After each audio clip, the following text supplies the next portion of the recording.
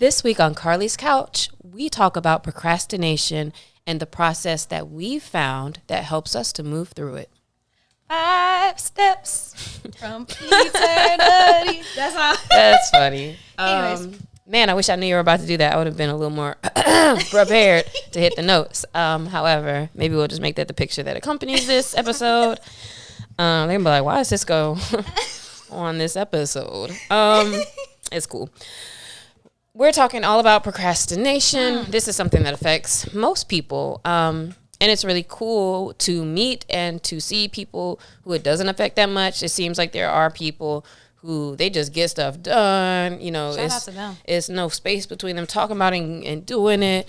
And that's always inspiring to see. However, definitely been a process. I think I've had times in my life that's up and down where it's like I'm procrastinating more or less. And really, at the end of the day, I feel like it's a reflection of how confident you are about whatever the thing is, right? And it gets real easy to be not confident about stuff, a lot of stuff in life. And yet, you know, doing things, action, like that makes us feel good again. And so how do you get out of this like stuck feeling of procrastinating, knowing you procrastinating, feeling kind of bad because you're not getting stuff done, literally not getting the things done, and it just, you know, being in that space. That's what we're going to talk about today. So, Carlie, how does procrastination feel? Like, let's really establish that it's not that sweet.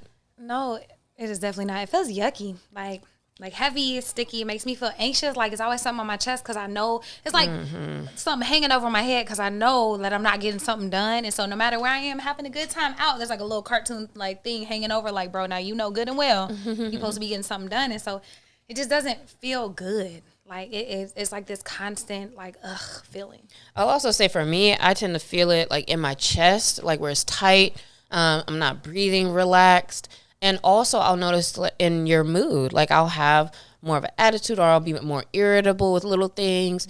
For example, it's like, you know, maybe somebody calls you about something, checking in on it. It's like I might have been sitting on the sofa the whole time anyway, but like now I still have an attitude because it's like why are you asking about this? And like you're more short with people.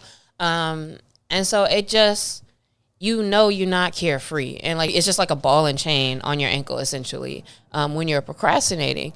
And so do that first. Like think about your level of procrastination, how you procrastinate, and like, how does that make you feel when you're doing that? And especially when you know you're doing that. So get that established first. Next, I will say that in the time period, especially this summer, I had a real good period of time where I was like, wow, I am not procrastinating on anything. I was getting hella stuff done, being very super productive throughout the day and taking advantage of that. And during that time, I just like felt lighter. And I'm like, wow, I'm getting more done, but I don't feel more drained or more tired. I actually feel more like that when I'm like just looking at stuff and thinking about it or planning it and not really doing it. So definitely feeling lighter and of course more accomplished. I'm about to say, and more confident in yourself because whenever you say you're going to do a thing and you do it well, you just feel like that girl, like you feel unstoppable. Like it's a little bit of a superpower whenever you're actually able to execute on things. Yeah, just like procrastination is a cycle of feeling kind of bad or down or low self-esteem, and then you're procrastinating. Such is the cycle of getting things done, and you feel good, and you're like, oh shoot, I could go for the moon, and you could do a little more, and you feel good. So they're both cycles, and it's kind of a matter of like, how do you jump from this train to the other one? Another thing that I'll say I recognize and notice when I was going through a period of like not thinking that hard and overdoing it with procrastination is that my day, even though I got so much more done and felt so much more productive, I also felt like I had so much more time for some reason. It would be weird. Like, I didn't wake up and like start at 5 a.m. and da-da-da-da-da. Like that's not what it meant for me to be not procrastinating. I still woke up, did my thing. But when I sat down to do work, I literally just did the work. And it was like, oh, if I actually sat down and focused from like 9 to 12, I was done with everything that I need to do. And then I had time to do other stuff and then this and then that. And I just was getting so much done because my pockets of working were much more focused and intentional. Okay, so not procrastinating feels great to actually do all of these things and get stuff done and see progress. And if it feels so good, then why is it so hard to stop procrastinating? Like, obviously we understand that it's better to not, but then why does everybody do it? Well, sometimes it's just really hard to see the light at the end of the tunnel. If I want to lose 40 pounds, like sitting on the sofa is a lot easier. And it's easier to be like, oh man, like what am I do? I need to be doing this. I should be doing that. Because it's harder to like picture, that final result. Another thing is that you're fighting the stories and narratives that you believe or that might be in your mind right now, which might be like, oh, this is going to be so hard. And that sometimes that's the more realistic story we're saying, as opposed to, that doesn't mean everybody's like, oh, I'm trash, I can't, or I'm just going to be like this forever. Some people say that, but sometimes it's just saying that like, oh, this is going to be hard. And that keeps us from even doing anything. So also look at the stories that you tell yourself. And I think on a very scientific level, like our brains are not our friends. They're meant to keep us alive. And what is a known uncomfortable situation is better than the unknown. And so anytime you're trying to make big life changes, your brain is like, nah, don't do it because they can't control it. But we are cool with this uncomfortable, chaotic life we have right now because at least we know what it is. And so our brains sometimes make it hard to get out of that. And sometimes you are burnt out, or there's times for whatever reason where your mental health is not optimal.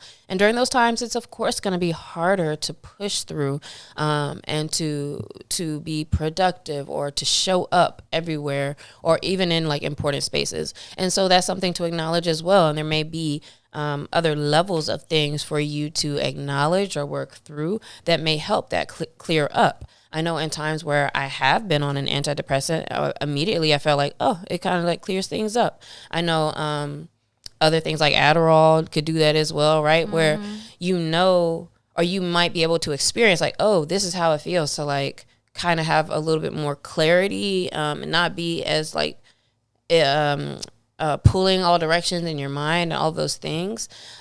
So if you are going through mental health issues or things that you need to maybe explore, then that could definitely keep you from going all in the way you need to.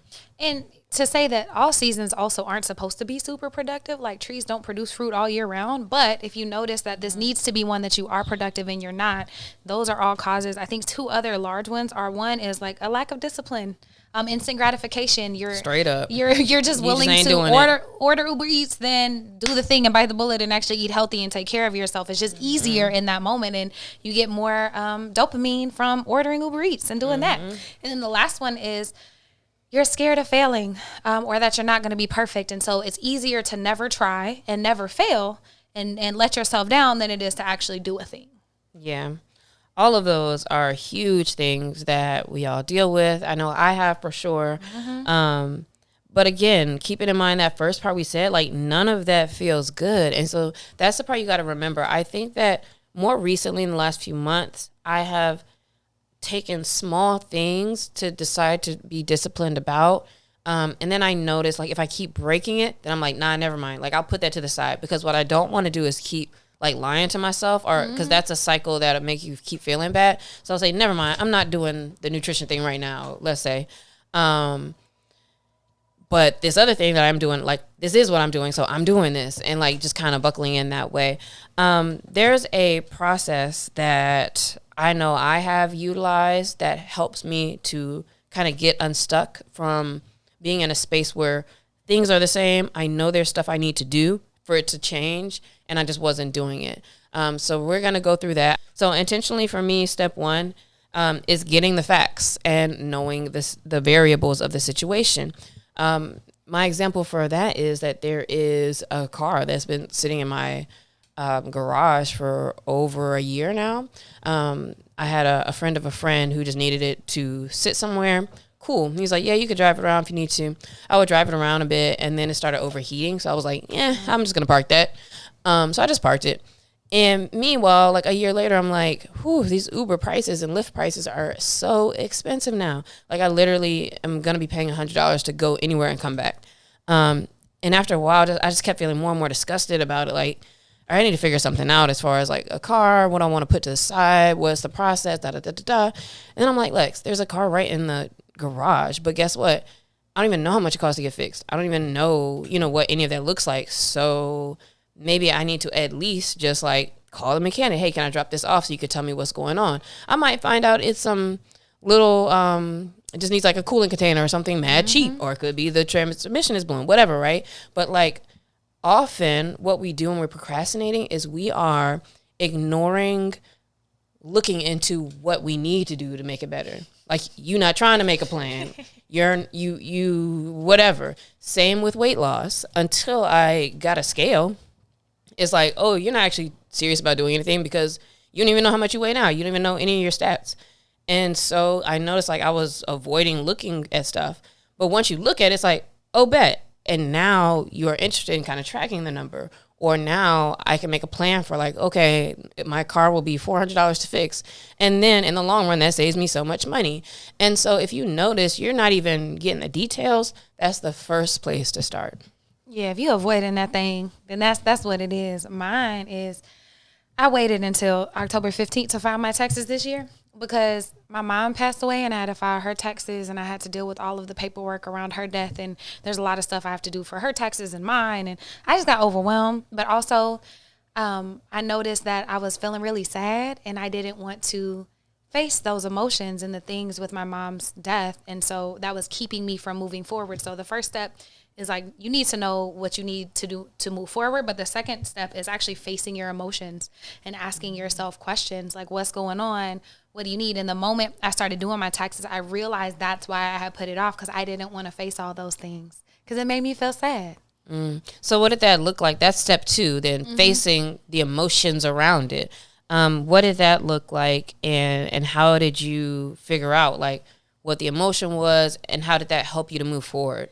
So I waited until the tax deadline. So I actually started on the 14th, so go me. But I waited and I was filing all my stuff. And finally I started cracking up and open all the paperwork for her stuff. And I saw her name and it says deceased next to their stuff, which is crazy. And I just started bawling. I was like, oh, this is why. Like, ding, like a light came on. I was like, oh, I didn't want to face that. So I cried. I went for a hot girl walk, and then I came back, and I was like, bitch, you still got to file your taxes. Like, sorry, it just kind of is. But I had to process in that moment, like, just let the sadness and the grief go out of me, and I filed them, still sad. But I just knew, like, I knew what I needed to do to file them. I had did that work, and then I let myself process that emotion and still did the thing. And if you missed episode 320 last week on how to process your emotions, we talked more about that in that last episode. For me, I had to face my emotions around biz dev and sales because I'm like, all right, I have plenty of time in the day to be doing some of these tasks that just literally requires me to just get straight to the money. Like call this person, text this person, email them, whatever, right? I avoid talking to people all the time. So it's like, if I can send an email, I'm going to send an email. And then it was like a couple of weeks ago, I was like, bitch, just like call this person. Like I was like, somebody didn't answer my email, but I know we'd had a good talk. And so I was like, oh, yeah, I think I have their number. So I looked for, however they sent me their information, sent them a text. And they were like, oh, I just didn't see the email. And the next thing you know, we were having meetings and stuff. Same with a couple of other things. Like I took a moment to think about like, all right, who are the people I need to call on sales stuff? One of them responded back today like, oh, yeah, I'm ready to get started. I have another lady, like we set some meetings and started talking. So it's like thinking again about going back now to the insecurities episode. Thinking, you know, like what was keeping me from like just like getting right to it. And I really had to sit and like kind of explore that and realize that just like Pharrell said, it's like I was the only person holding myself back. Whereas it's like break through that and just actually do your reaching out, call people. I have some lunch meetings this week with people. And so just like doing more instead of always thinking about what can I change on the site or how can I do this? How can I do that? It's like, no, just call people that can get to the money. Stop doing all this extra stuff.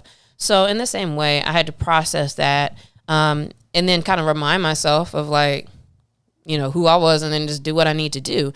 And that was step 3, the challenging the emotions? Well, I was facing my emotions, but then I challenged the story I was telling myself once I realized what that was. Okay, so step 1, we've got the facts. We figured out the variables. We faced our emotions. We asked ourselves questions. Step 3 is we challenged those emotions and the story that we're telling ourselves. Step 4, set yourself up for success. So step 4, if I want to set myself up to like be successful with it, now I'm like, okay, cool. I've started to do more moves on my sales outreach. I also finally, I guess for one email, I actually paid attention to it. Verizon has this really cool small business dashboard where they have all these courses and things in there. And I got an email about one. I was like, well, that actually sounds kind of like something I need to be in. And I went to it. And then on the site, I saw there was a couple other ones that were good. You know, they're about operations, sales, marketing, business structure, all kind of stuff, contracts, such a variety of information. And I'm right on the cusp of me being like, you know, I need to do a little more with my sales and all this and that. And so I did one of them. It was so good and informative. Oh, I think it was like PR for small business, like do it yourself type PR or something, right? So I'm taking a couple notes like, okay. And then I see they had a few more and I was like, well, let me sign up for these. And so for, I think it was, last week or the week before, I did like 3 of those, mini courses through the week. And they were like a live webinar type thing. And so that's an example I would say for that, like setting myself up for success. It's like, okay, I'm starting to do the things, but let me actually like find good places where I can keep learning, keep doing things, keep applying, keep bringing in new information, and move forward in that way. And that helped keep business development top of mind. And things would like start to click that made me have something that I could do. With the car, for example, it's like, okay, once you have called the mechanic, they could tell you what's going on. Now it's like, okay, I know what I need to do. And so now how can I plan with my budget to put money to the side when will I get this car fixed, or will I do something different, whatever it may be, right? But the course of action can come now that I know what's going on. And so you just start to take baby steps. It's similar to like when you know you need to be going on a walk or run, and it's like just put your shoes at the door, right? Like set yourself up for that to happen. The other day I didn't want to go on a run or walk at all. And I was really like, yeah, I'm cool. Because, you know, it's easy also, like how we talk about acknowledging yourself. It's like, yeah, I don't know. This is not going to happen today. That's cool. You know, I accept that. And like right after I said that, I was like, now let me put my clothes on. Shoes on. Yeah, so I started putting my clothes on. And then once I had my clothes on, I was like, all right, let me just go do 1 mile. And it's like, that's cool. And then as I was running, I felt good because I'm like, all right, I told myself I'm going to do this 1 mile because I didn't want to do anything. And so it's still movement in the right direction and still propelling you out of that cycle of procrastinating. I think that setting yourself up for success is the most important thing you can do once you're informed and aware. You just have to really be in the mood for that. Like all those other things that we just talked about, it's like they really block you from even starting. Exactly. So 4 is actually when you start, like whenever you like do the thing. But it's so interesting. It's like that's when you start, but also those are the little steps that help you really succeed in anything else. Because like my schedule got real busy again, and I was like, man, I want to make sure I'm eating healthy, taking care of myself for all my stuff. And so I started meal prepping. I used to have a meal prep business. I haven't meal prepped in years. Started doing it. It is so great. It's so much easier to stay in alignment with my goals, to not make poor decisions, to not waste money, to not waste my time. I feel better because I'm eating more nutritious food, more informed choices, all these things just by grilling some meat at the beginning of the week and then parceling it out for the rest of the week. Like that has been a game changer. Yep. I did that last week. I set my meals for the week, got the groceries, and then what ended up happening is because one of them was like this big ass pot of chili, and it lasted way more days than I thought it was gonna last. That and like maybe Carlie, you had brought me some food one day, so it's like okay, that took up a day. So it's like I still have meals from the last week, chicken in the freezer, all that kind of stuff. So that's what I'm gonna do today. Is it's like I had some chicken that I had pulled out. It's like let me go ahead and just marinate it. And then it's basically like all right, how many things can you already do for the week between your salads or wraps or throw in the air fryer, whatever. So it's just a matter of being organized. And the same like with my snacks. I noticed I didn't have like snacks, or like that's when I would go maybe get something or crazy or whatever. So I like made my list of things that I have to snack on, my list of things for this, and my list of meals. And so it's just about being planned. That makes such a big difference to be set up in that way. Yeah, the tipping point is figuring out what's holding you back, and then everything else becomes much easier. Because once you make a plan, then it's so much easier to execute and show up for yourself in all of the ways that you need. But it's interesting too because we're saying like make the plan, but I will tell you personally, it's like the action kind of comes before the plan a little bit. Yeah. And then I like solidify it into a plan because for some reason, those are the things I notice like, still not quite getting it done because I might make the plan or say I'm going to do this. But if I'm saying I'm going to do a thing that I'm not doing, then I'm not doing it. Well, then what do you mean? You said you planned your meals and then you did it. What's the difference in that? No, that's what I'm saying. Okay. So I plan my meals as my setting my week up. But in the bigger scheme of like, I need to eat more nutritious, that I didn't have a plan for it. I was already, like in general, right, for the thing that I was procrastinating. But I had to start doing it. Once I started kind of doing it, then is when I got even more like actually making that kind of a plan. And so for me, I noticed like, oh, I have to just be sick of myself and like actually kind of do it. And then I can decide to like, how serious do I want to be? How much do I want to make the plan? Once I get past this kind of like getting the facts, that's typically from there is where I'm starting with a little action. And then it like gets a little more serious where it's like, yeah, this is what I do. And it becomes momentum, and then it becomes... Yeah, because I got a lot of plans for a lot of things. They just don't... A lot of people do. They don't be happening. Also, ideas are a dime a dozen, but action is the thing that differentiates it. And so I would say the biggest thing is to really recognize those areas in your life where you are not moving forward. And being real with yourself. Is it because you're overwhelmed? Is it because you're scared of how much money is going to cost whenever you call a mechanic or whatever you want to do? Or trying to get, whatever, trying to buy a house, if that's really what you want to do with your life. And then once you face those emotions, it really is easier to get that ball rolling and build momentum. So it just becomes part of the fabric of your everyday. Yeah, absolutely. The goal with ending procrastination is get to a place of execution. And when you execute even small, that's an opportunity for you to build your confidence up and for that to continue to snowball into bigger and bigger wins and into more confidence so that you have less to even be stressed or worried about because you already know like, all right, I'm doing the work and this is moving forward. So this week, we definitely want you to pay attention to where you've been procrastinating. Think about where you are in this 5-step process and what you might can tweak to get through to execution. And we hope you have a good procrastination-free week. This week. So start this week. Bye, y'all. Bye.